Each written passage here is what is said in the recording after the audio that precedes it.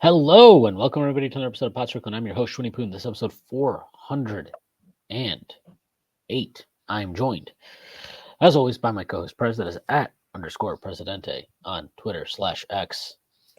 Prez, how are you doing on this Friday morning? I'm doing all right. Hanging in there. Kind of just waiting for the NBA season to resolve itself. The mystery seems to be gone at this point. Yeah, we're getting there. We're getting close. We are inching our way towards a Celtics championship, which is really exciting. And I got a buddy who's older than me, and he was like, I've seen one Celtics championship in my 39 years. And you know, when he phrased it like that, I was like, huh. Celtics fans talk way too much shit. Wait, what did he say? Well, he's 39, and the only chip he's seen is the 09 one. I mean, they use the they do the Yankees fan thing, but like the Yankees fan, I mean, we've seen 5 World Series in our lifetime, so that's what I'm saying. So like, it's a little more arguably. we can talk a little bit more. Yeah, the Yankees fans can talk a little bit more shit than Celtics fans, but Celtics fans think. Well, the other thing he said was, and he was like, he's like, I've seen the Red Sox win way more than the Celtics, and I didn't even think of it that way, but it's true. And the Patriots, all of them. I mean, definitely the Patriots, yeah. But all right, well, enough of talking about Boston. We're not going to talk about Boston. That's it. Yeah, we might talk a little bit about Boston, but we're not going to talk about them too much. Before we get started, I do have to make a few announcements. First, Strickland has an Instagram. Check that out. That is at the Strickland on Instagram. We're posting all kinds of new content on there. The Strickland also has a YouTube channel where you may be watching this podcast. If you haven't done so already, please hit like, subscribe to the channel, leave us a comment. That'd be a huge help to us. The Strickland also has merch that you can find on our website at www.thestrick.land. There's a link down taking to the merchandise store. You can find all kinds of cool stuff on there: t-shirts, sweatshirts, hats, coffee mugs, water bottles, you name it, we've got it. The Strickland also has a Patreon, which you can subscribe to. There are a number of different tiers. There's the $6 tier that gets you access to Pod Strickland, the podcast that I host every Friday with the Prez. You also get access to Takes Me Off as Bozos, our newest podcast that is hosted by Andrew Steele, aka Doug, along with Zach Blatter. And you get access to the Strickland Discord where the conversation never stops. There are further tiers. There's a $9 tier that gets you access to Strickland Roll, my solo pod, where I rant and rave about things even more. You also get access to wonderful premium articles by Matthew Myrtle, one of the best in the business. And now you get access to Strictly NFL, which, you guessed it, is our podcast that is hosted by Constantine Matchkos and is about the NFL. There are further tiers. There's a $15 tier, $30 tier, $50 tier, and $100 tier. This comes with a variety of additional benefits, like listening on product recordings, merchandise discounts, and even potentially hosting a podcast alongside yours truly one day, whether you choose to subscribe or not. None of this would be possible without you.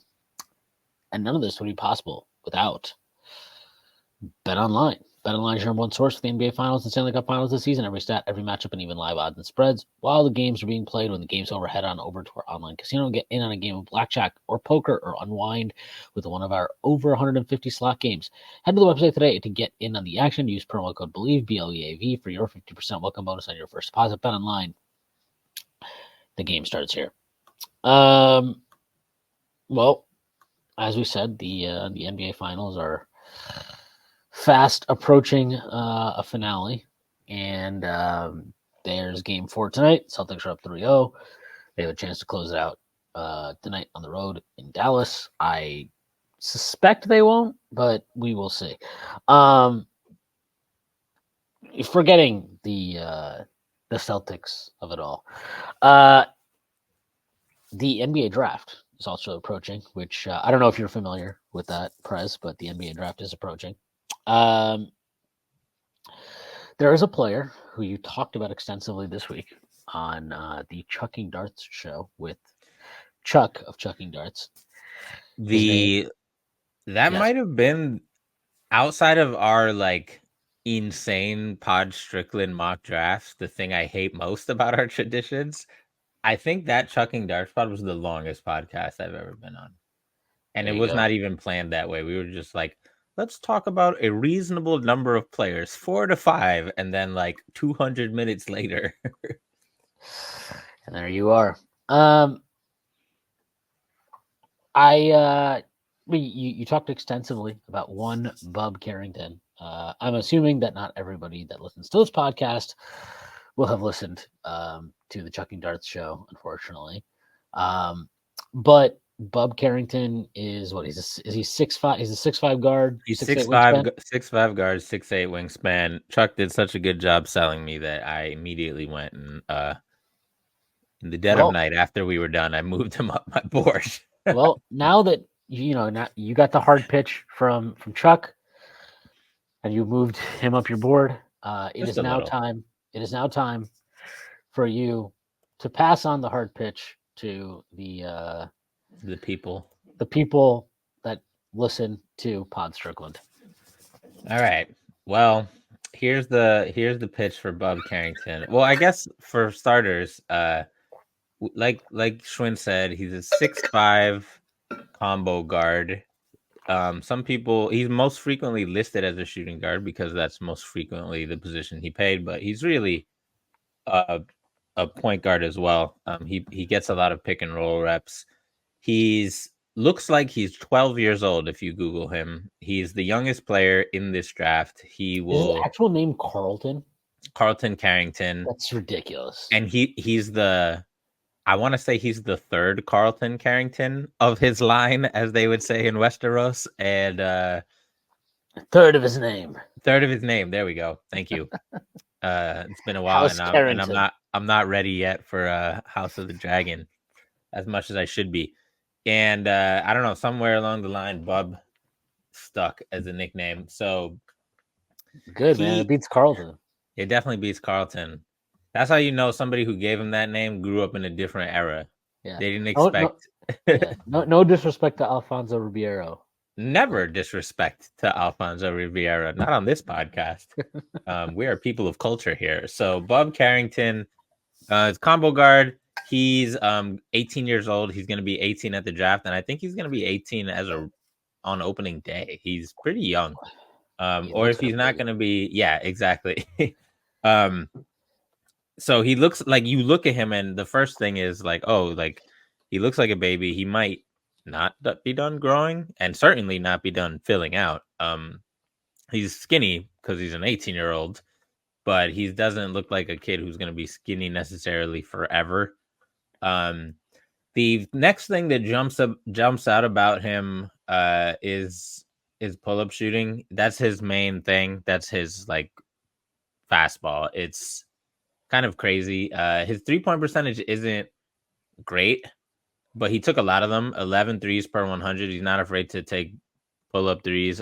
He's also not afraid to take pull-up twos. He shot more than most players in this class, and he hit 50% of them, which is kind of a insane, batshit crazy number for a kid, for an 18-year-old. So immediately you're like, okay, this guy is 6'5" and is probably the best or one of the best pull-up mid-range shooters in the class. That's a number that will make you the best pull-up shooter in most classes, to be honest. For comparison, so people listening know, TJ McConnell, Andrew Nemhard, Cade Cunningham, these guys are all around 50% in the regular season on mid-range jumpers. Julius, when he had his magical 3-point season and his We Here season, also around that number, 50%. So it's a really high number.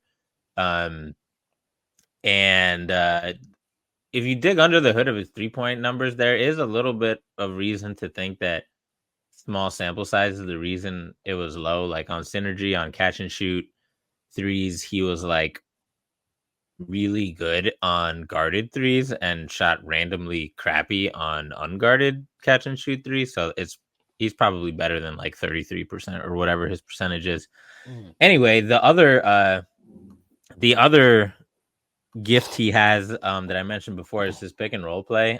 He's like a maestro. He rates out really highly. He gets like over a point per possession on pick and rolls.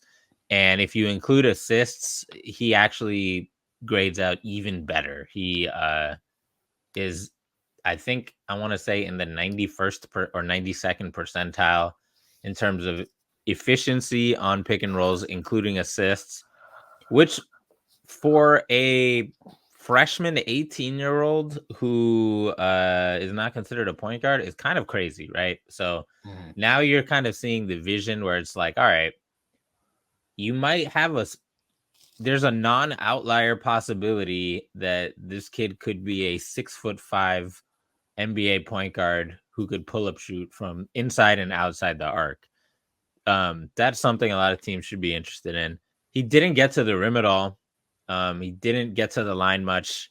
That's the biggest hole in his game on offense. As of now, Knicks fans may recall a similar set of skills upon entering the league for one Emmanuel Quickly, who, although IQ got to the line a ton through the dark arts, as some would say. But aside from that, he didn't really get to the rim. It was an elite pull-up shooter, combo guard who could probably play point guard. Very similar in that respect. Shorter, but similar wingspan. Bub doesn't have the defensive IQ that IQ has. He's not like horrible on defense. He's just like an 18-year-old who's skinny and doesn't really know what he's doing yet. So he's a really talented player, and some people like Chuck have him lotto. I don't have him quite lotto just because he athletically doesn't really have blow by ability, and he's not like super above the rim or anything like that. So it just puts so much pressure on all his other skills, right? Like even Quickly with all his gifts had to be like a monster on defense to be like Quickly as we know him. So anyway, he's a good player, and the pull up part especially, you know, you got to wonder if the Knicks are intrigued. They love a good pull up shooter, so we'll see. He's been mocked on most mocks like to Cleveland at 20. So if the Knicks really wanted him, they could probably go get him. There. He might. I mean, Cleveland needs scoring help, right? I mean, they need a lot of things. So yeah, they need to figure out who their head coach is. That'd be the first thing.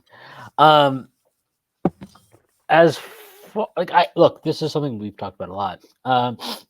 You mentioned he's, you know, very good in pick and rolls. He has the pull up shooting and all this stuff. You know, all of that stuff is things that he's good at with the ball in his hands. And that's great. But as we have seen with the Knicks and with many teams around the NBA, getting the latitude from your coach and the green light to have the ability to run pick and rolls, to have the ball in your hands, to look to create, to have that freedom, is not easy, and it's definitely not easy when you're playing for Tom Thibodeau.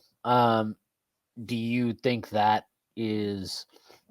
I mean, what does he have a skill set where even if he doesn't have the ball a bunch in his hands, he can still be a potentially valuable player? Or is this a guy whose the entire bet on him is what he can do with the ball in his hands? And the second part of that would be, if that is the case, that the entire bet with him is, you know, what he can do with the ball in his hands. One, do you think the Knicks would probably stick him in Westchester for the year? And two, do you think that would be would you be completely okay with that? I think the question of how strong he is as an off-ball prospect probably depends who you ask. Like I said, he wasn't great on catch and shoot jumpers statistically, but that was probably because of some funny noise. It's also it's 33 games in college. You can have a bad just 33 games. And also, like I mentioned his 3-point rate being 11 threes per 100. He shot 75 catch and shoot threes and 134 off the dribble threes. So his team also didn't really create many catch and shoot threes for him when he was off the ball. He's not a good cutter at all. He doesn't really have instincts for that. He didn't have the quickly Tyrese Maxey type of offense where they had to like run around in Kentucky off of curls like Rip Hamilton at UConn or anything like that. So in terms of just making catch and shoots, he'll probably be fine from day one. Maybe not amazing, but definitely not bad. And aside from that, he's not. I think he would have to learn a lot of the little things, like when to lift up from the corner and when to cut and all that stuff. So it's interesting because that's the type of skill that is probably easier to develop with the big boys during blowouts in the NBA than it is in the G League, where he's good enough that if you put him in the G League to work on his on-ball skills, he can do that because he loves being on the ball and he's good at it, right? So like he can definitely improve his. I wouldn't mind him being in Westchester for a year, just because you would want him to just be the point guard, right, and like do that stuff at the NBA with the NBA 3-point line and everything, and practice driving. So I wouldn't mind it given his age. I don't think he would be particularly helpful off ball for winning NBA games on day one. Yeah, I'm not sure that I don't think that's a bad thing. I mean, it's not a bad thing for. It's not unusual. It's not unusual. It's not bad because a lot of really good players start off being bad because that's how being a rookie works.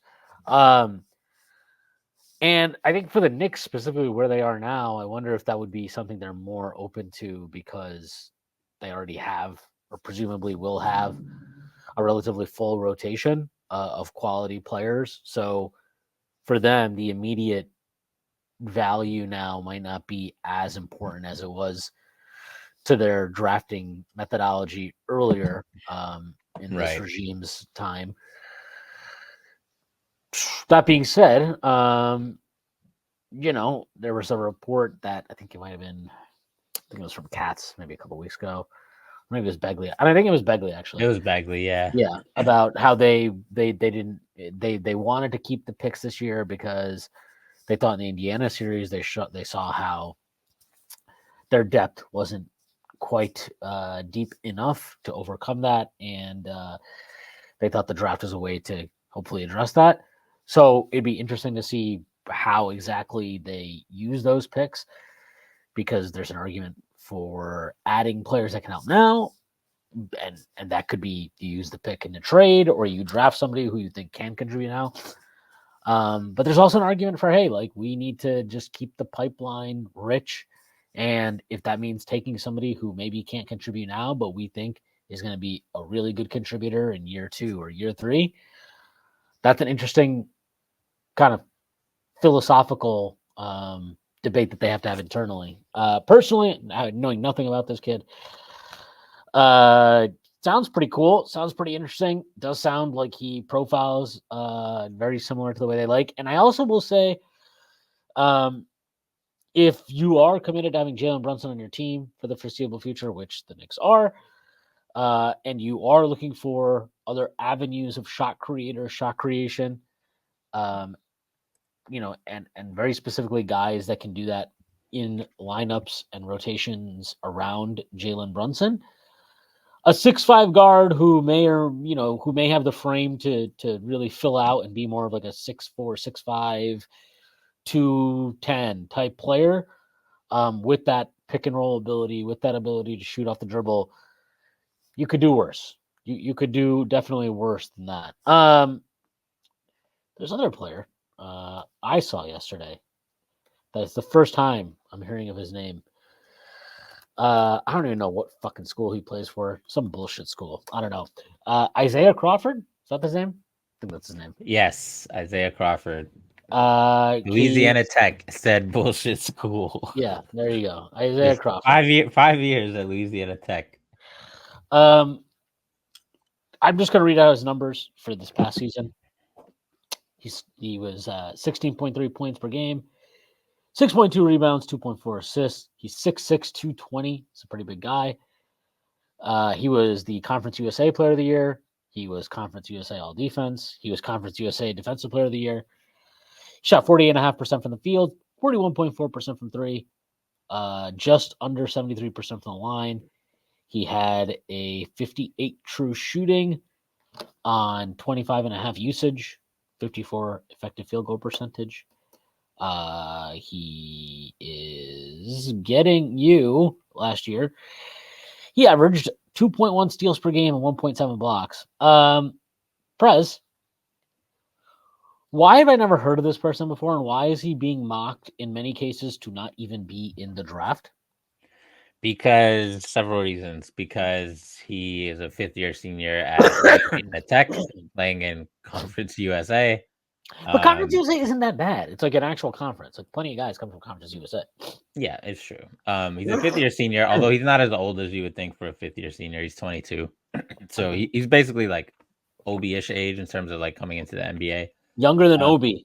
Slightly younger than Obi, and younger than Chris Duarte, who the Knicks were. I mean, everyone's younger than Chris Duarte. He's turning 27.